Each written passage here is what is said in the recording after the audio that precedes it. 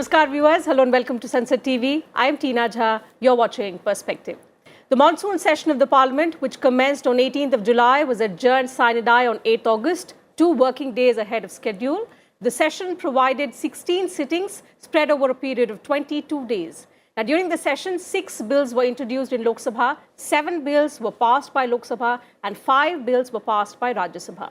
1 bill was withdrawn with the leave of the lower house. A total of 5 bills were passed by both houses of Parliament during the monsoon session.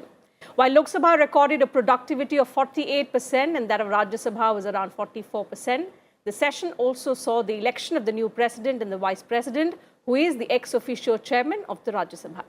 In this edition of Perspective, we'll get an overview from experts on the just concluded monsoon session, reasons for the limited legislative activity in both houses, and also an analysis on some of the bills that have been passed. Joining me is an eminent panel of experts, so let me first introduce them to you, beginning with Mr. Sandeep Phukun, senior journalist.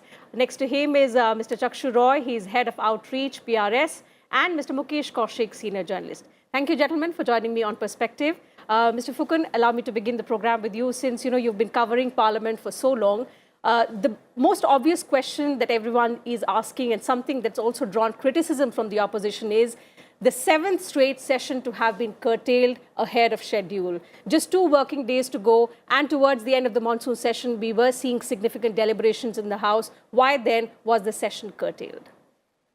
Yeah, so I think the government logic is that they anyways had 2 working days. I mean, beginning today, that is Tuesday, if you take it until the 12th, so it looks as if it's a curtailment of 4 days, but that's not the case, because 1 day was already scheduled to be off day on account of Muharram, and another day was meant to be a holiday on account of Raksha Bandhan. So essentially, it was 2 days that was ahead of schedule that the government curtailed the session. Government has its own point of view. In fact, a sort of war of words has broken out between the Parliamentary Affairs Minister, Mr. Prahlad Joshi, and Congress Chief Whip in Rajya Sabha, Mr. Jairam Ramesh, and Deputy Leader in the Lok Sabha, Mr. Gaurav Gogoi. Earlier in the day, both the Congress leaders said that the government did not have an agenda. And that is the reason, though they had listed as many as 32 bills, they could barely pass, if you take both the houses, 5 bills were passed. Lok Sabha passed, of course, 7 bills. But they did not really have a pressing legislative agenda, and that's why the government was not keen to carry on. The government, on the other hand, said that the opposition keeps talking about discussion, but when the price rise discussion happened, actually they walked out. So if I recall his words correctly, that he said opposition's propaganda is about discussion, but their action is about disruption. So this is not the first time, Tina, that we would see this kind of back and forth between the opposition and the government of the day. But I agree with you that if it happens for the 7th straight session, that even if it's curtailed by a day or 2 days, it doesn't send a very good signal. And I agree that a lot of time was wasted, frankly, over issues that should have been could have been sorted out in 1 or 2 days. Essentially, eventually the Business Advisory Committee, for example, allowed for a short duration discussion on price rise and GST. That happened in both the houses. The opposition had demanded, if you recall, another issue that they had raised, they were very vocal about, was the Agnipath recruitment scheme. At the Business Advisory Committee, that is represented by all parties, they had decided that there may not be a discussion as such, but all the concerns that the opposition members have, those concerns can be reflected in 0-hour mentions. And that happened. Haibi Eden made that point yesterday. He spoke on Agnipath. Haibi Eden from the Congress. Trinamool's Saugata Roy spoke a few days earlier. So, I mean, these things could have been worked out long ago, rather than wait until the last week and then push through things. But this has always been the case. In my mind, the government did not have too many pressing, bills that they would have passed through anyways, and that's why. Do you agree, Mr. Kaushik? Because 32 bills listed, just 5 of them passed. and then, the government short on agenda, because of which we had to curtail the session because of 2 days? I completely agree with what Fukun said. I mean, this does not send a right signal that seventh straight curtailment is happening. And this also shows some kind of it's a lack of homework on part of those who are deciding the dates. But since, BJP must be thinking that their MPs should be back for 15th of August PM's address, and they should have, I think, push for it, push for more agenda.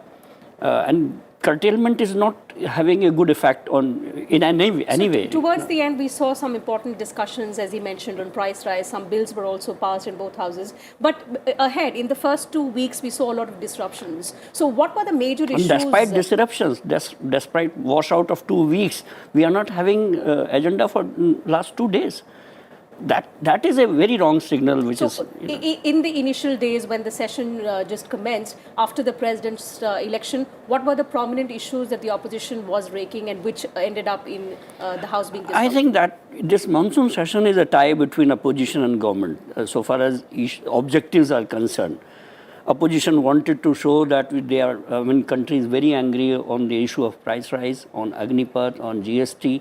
And they did it very successfully by disrupting, but the second week saw the suspension of as many as 27 MPs and 4 in Lok Sabha. That also shows that opposition, somehow pushed the government to the brink and pushed them to suspend their members. So they achieved their objective. And on the other hand, government, of course, 7 bills is not a good thing. Mr. Roy, let me bring you in here. Is it why subsequently we are seeing that the budget session, the productivity of the House is good, but if you compare the 2 monsoon sessions, that of 2021, that of 2022, the productivity has been quite low. Last year it was abysmal. This year also, both houses below 50%. So is that where a breakthrough has to be established, wherein both sides are adamant on proving their points? I think, you bring an interesting perspective of the fact as to last year's monsoon session and this year's monsoon session hasn't done really well in terms of legislative business. But if we go back in time, monsoon sessions are not the only ones who fall casualty to difference of opinion between treasury benches and opposition benches. Back in the day, there are winter sessions that were completely washed out. I think, what we have to look at is that the time of Parliament is precious. It anyway sits for a limited number of days, and when it is sitting for a limited number of days, even a single minute wasted is abysmal, right? I mean, we need to think about that. So that's one. The second part is, Sandeep was making an interesting point about as to how discussions have happened and how different issues have been raised. Mukeshji has been talking about as to, which side was able to have its say and stuff. But if we step back, between the budget session and the monsoon session, there were a number of things that happened, that were of national importance. One of them which I can think of is that there were some parts of the country which saw natural calamities like floods. So the idea, we have to move past the idea that the time of Parliament should only be for government business. Perhaps the time is also now for the opposition to step up and say that, we would want to have discussions, and even if, there is less legislative agenda, can discussions on different topics be accommodated? So that's one. I think the second part is, you talked about the legislative agenda. Now, if we look at the legislative agenda that was done in the previous Lok Sabha, which was the 16th Lok Sabha, the 17th Lok Sabha, in its about 3 odd years, has accomplished almost as much work that was done in the 5-year term of the previous Lok Sabha. So possibly, yes, that there are, there is a slowdown in the pipeline of government legislation. But then what it also should make us think is that the existing legislation that are there, we need to deliberate them more, right? And we need to discuss them more, have a little more time on them. And while I completely agree that we need to also think about the work that Parliament does in terms of, how much did it debate, how much it discuss. But I think to some extent, Parliament also sets the benchmark for debate and discussion. And when we on our television screens or on Sansad TV see Parliament not working, it sends a signal to everybody who's watching that as to should they be taking the institution seriously or not seriously.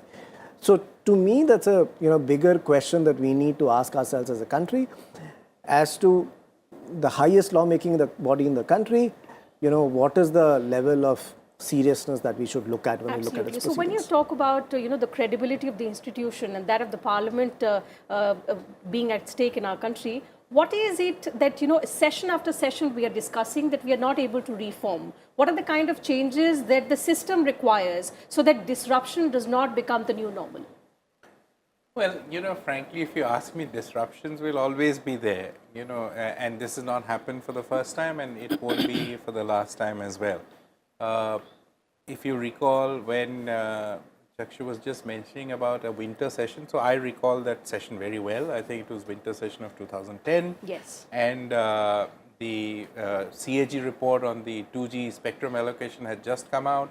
The government of the day, the Congress government, was just not willing to accede to the opposition demand of, a joint parliamentary committee, and the entire session got washed out.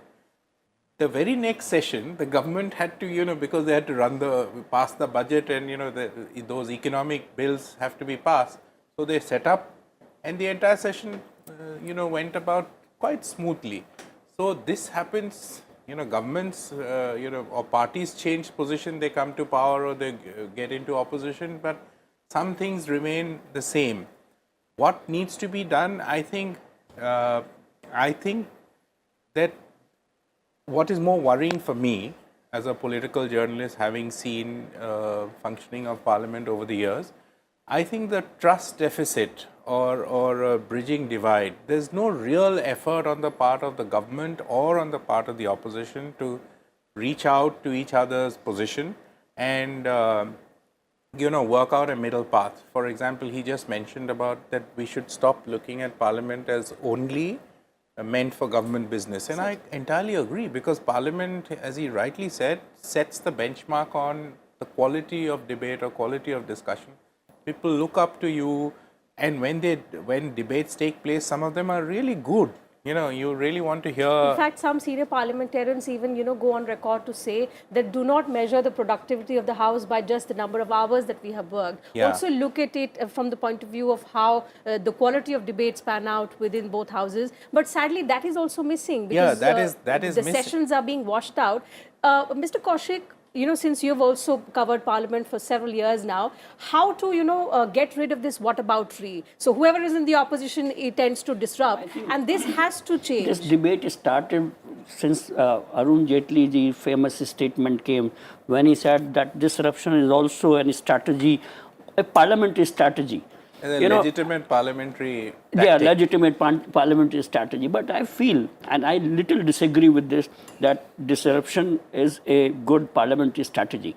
Because more you are disrupting, more you are freeing the government from accountability.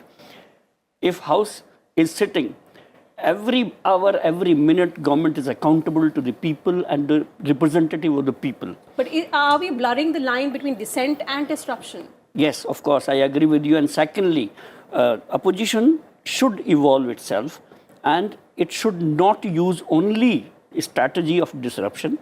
It should innovate. It should, somehow create some kind of weapons through which they are expressing their dissent, but not disrupting it. I'll tell you where the problem lies. What happens is that, the government has a certain number of bills and which are a priority area, and they will say that, you help us pass these bills and we will, organize discussions.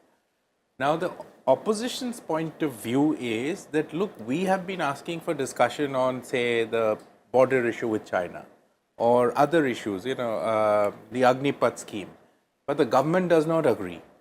So why should we help them pass the bill? That's where the stalemate So arises. the trust deficit has only been widening over the years. Another important aspect, Mr. Roy, that I want to discuss with you is the growing concern over how question hour and zero hour are being washed out. So when you say we have to look beyond the legislative agenda of the government, these two are important components that people look up to, because these are the important times when people's issues are taken up by their elected representatives.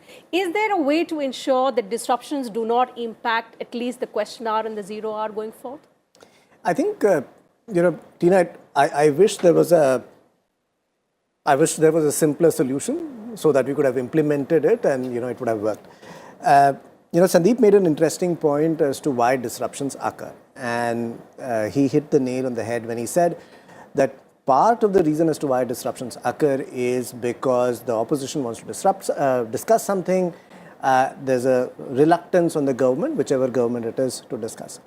I'll take that analogy a little bit further. Disruptions also occur when MPs do not have adequate opportunity to express themselves. Disruptions are also sometimes extremely political in nature.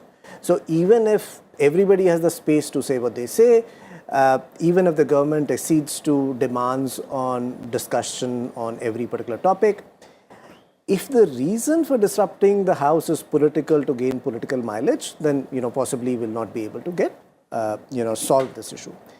Coming to question hour and zero hour, possibly the two most important instruments that an individual member has to represent his constituents. Question hour more so because it's the most organized way of holding the government to account. Everything in Parliament, you can do it by sitting for longer hours, sitting on Saturdays. Question hour, just because of the way it is designed, because of the amount of preparation time it takes for the government to prepare for it, means that if you don't do it in that first hour of the day, there is no opportunity to do it, in the rest of the day.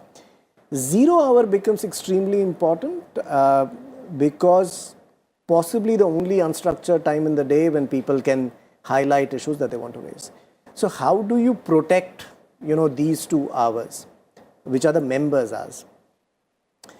Well, one, easy way to think about would be as to what our former Vice President did was to shift the question hour by 1 hour and hope that everybody vents their anger in the first hour. Now what happens is that the zero hour runs smoothly and the venting of the anger happens in the question hour, right? So I think one way to think about it is, can we make Parliament sit longer, right? So that even if there are certain days on which, things get disrupted and, there is time to make up for things. So that's one possible way. I think the other possible way is to somehow encourage political parties to come to, a discussion table and agree on to a common consensus about how session would happen.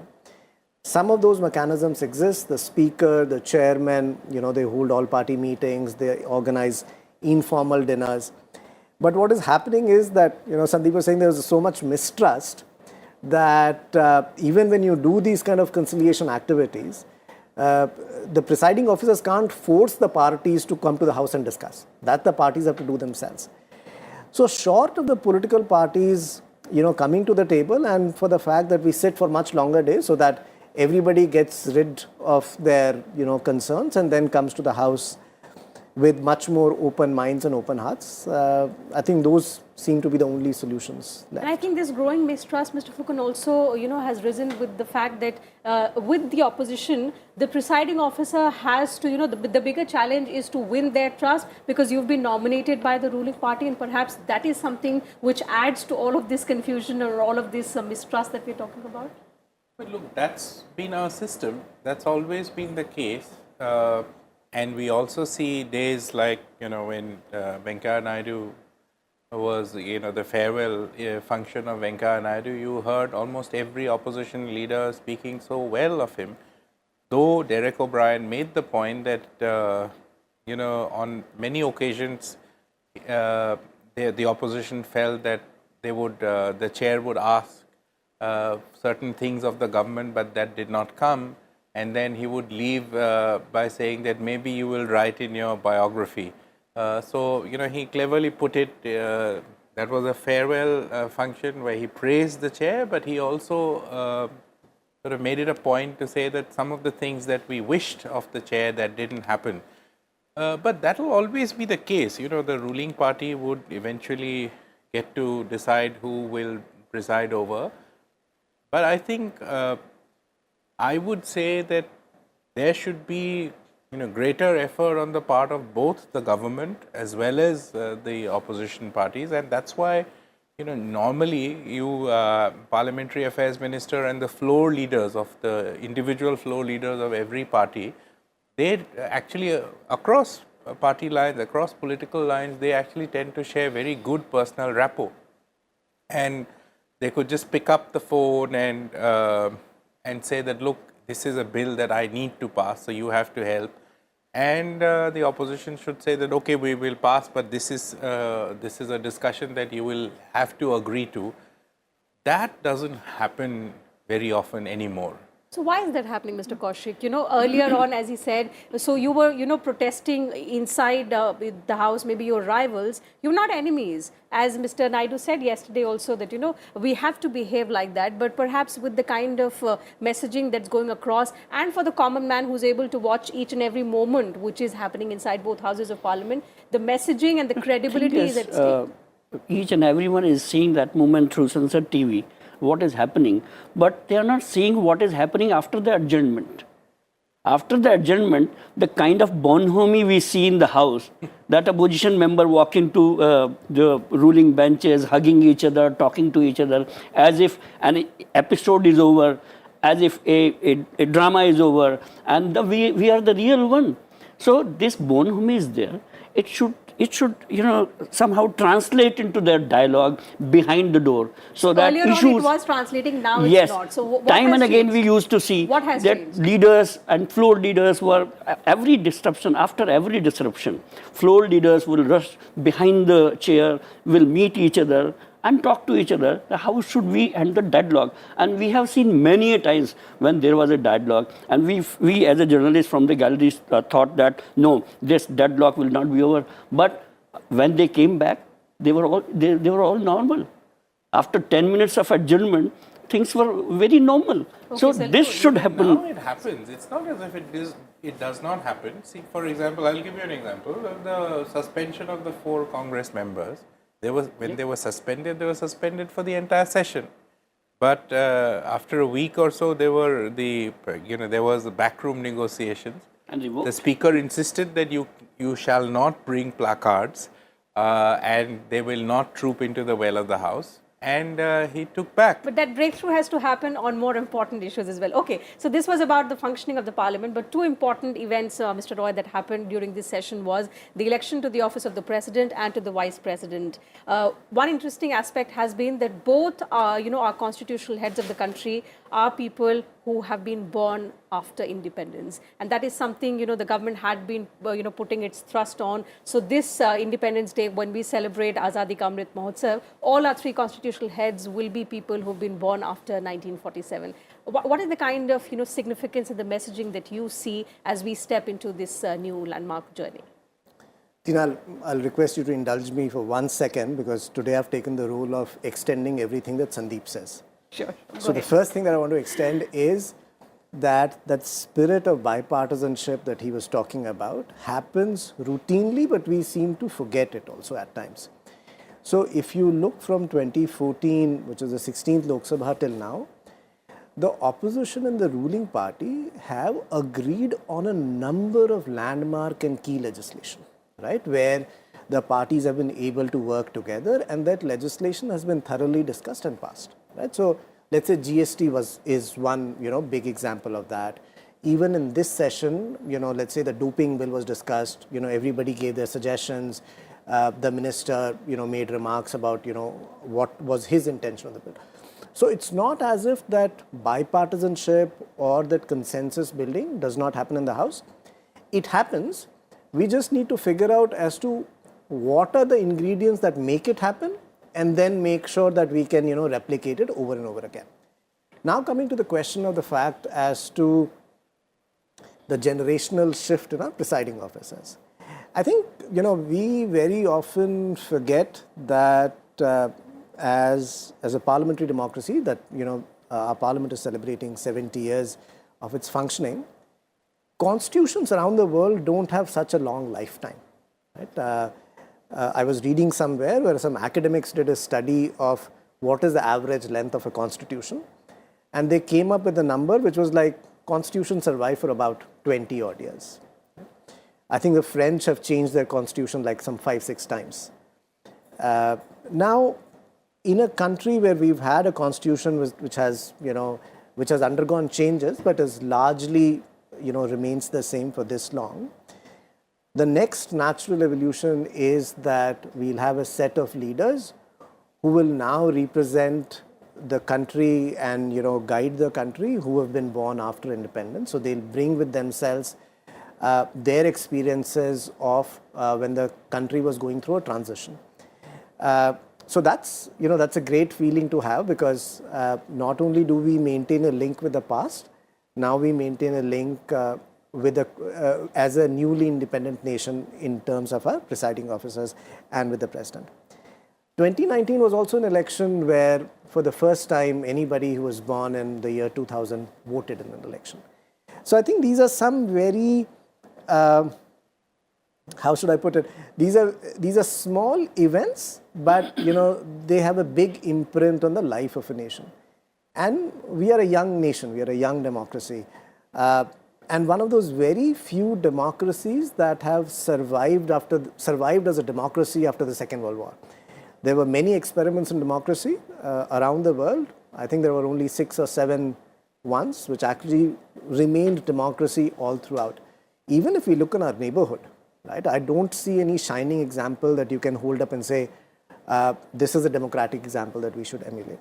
So I think we should, one, we should be proud. Second, we should do everything possible to preserve that idea of deliberative democracy that has taken us this far and hopefully takes us for another 200 years. Absolutely. So that having been said, the idea of a deliberative democracy and going forth, because we are celebrating this landmark journey of 75 years of our independence, that is something that all of us, we are a young India, as Mr. Roy suggested, aspirations of a new India are something that must reflect as we embark on this new journey going forth. So that having been said, I have to wind up the discussion. Thank you once again to all my guests for joining me on this edition of Perspective, sharing your thoughts, your views with us and our viewers. So it's a wrap on this edition of Perspective. Thank you for your time as well, viewers. I'll see you same time tomorrow now with another topic and a brand new panel of experts as well. Until then, take care of yourselves and keep watching Sansad TV.